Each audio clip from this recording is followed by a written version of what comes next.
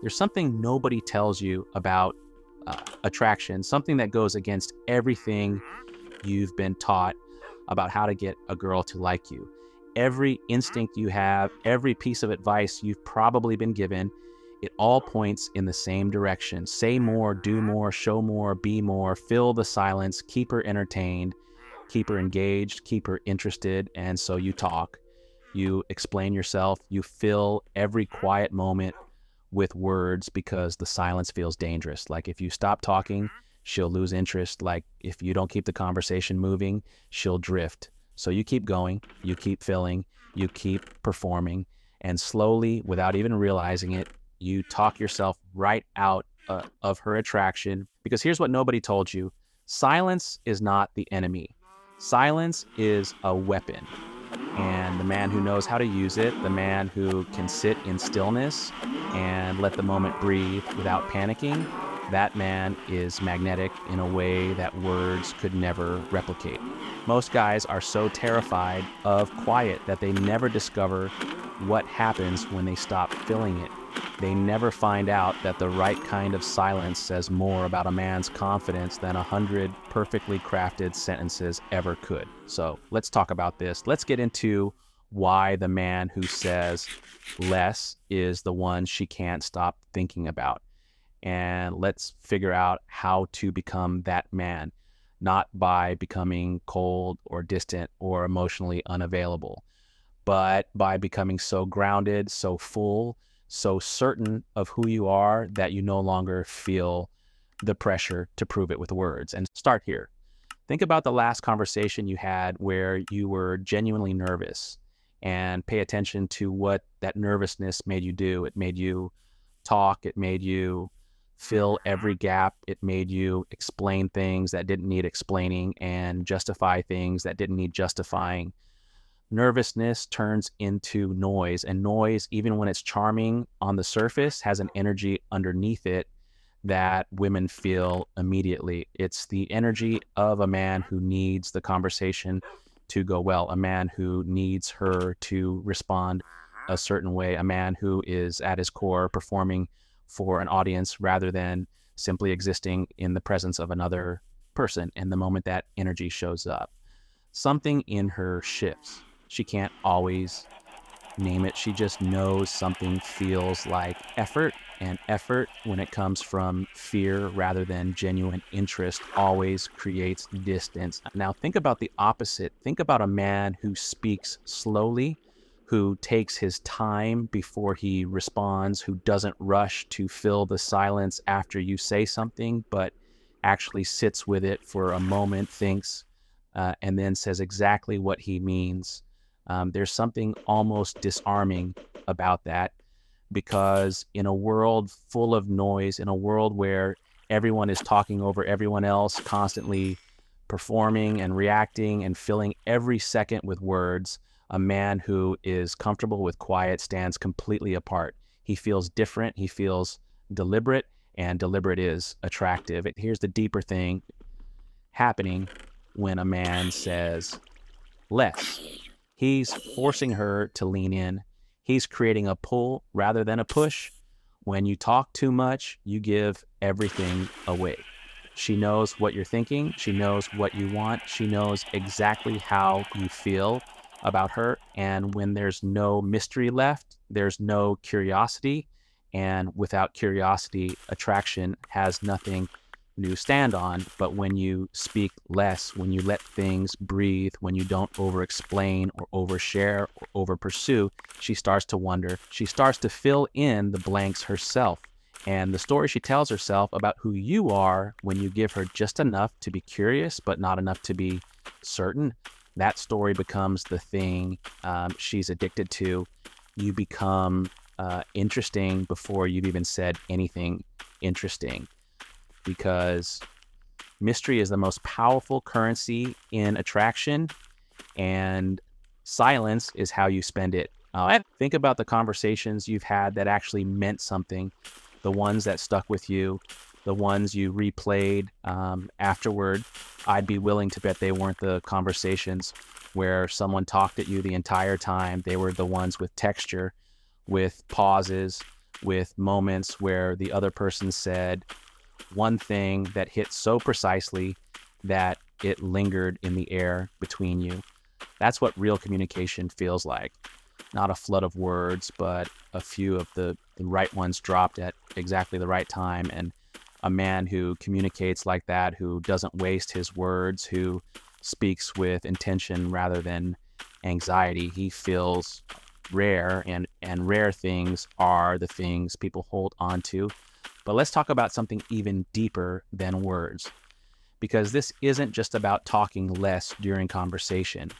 This is about the entire energy you carry, the way you move through a room, the way you respond to her when she tests your composure, the way you handle the moments when things get tense or uncertain or emotionally charged. Because women aren't just listening to what you say, they're watching how you carry yourself when you have every reason not to be calm. And that's where most men completely fall apart. She cancels last minute and you immediately start texting, asking why, asking if everything is okay, asking if she's upset with you. She goes a little cold one day and you spiral into overthinking, sending 3 messages, trying to figure out what changed.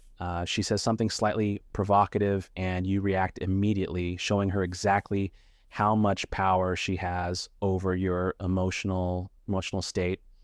Every one of those reactions is a man handing over his power one word at a time, not because he's weak, but because he hasn't yet learned that emotional control is the most attractive thing a man can possess.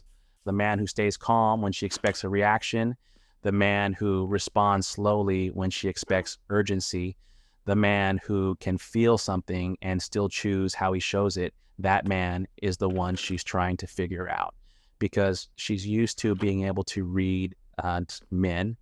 She's used to knowing exactly where she stands with them within the first few exchanges. And when she can't read you, when you stay grounded and composed and unhurried, she becomes the one who's off balance. She becomes the one who's thinking about you more than she expected to. She becomes the one who's wondering what's going on behind those calm eyes and wondering, bro, is exactly where you want her. Now, let's be clear, because this gets misunderstood. This is not about being cold. This is not about being emotionally unavailable or playing games or punishing her with your silence. None of that. Cold men don't attract women. They exhaust them. What I'm talking about is warmth with control, being present and engaged and genuinely interested, but not reactive, not desperate, not moved by every shift in her energy. You can be warm and still be still. You can be interested and still be unbothered. You can care about her and still not need her validation to feel okay.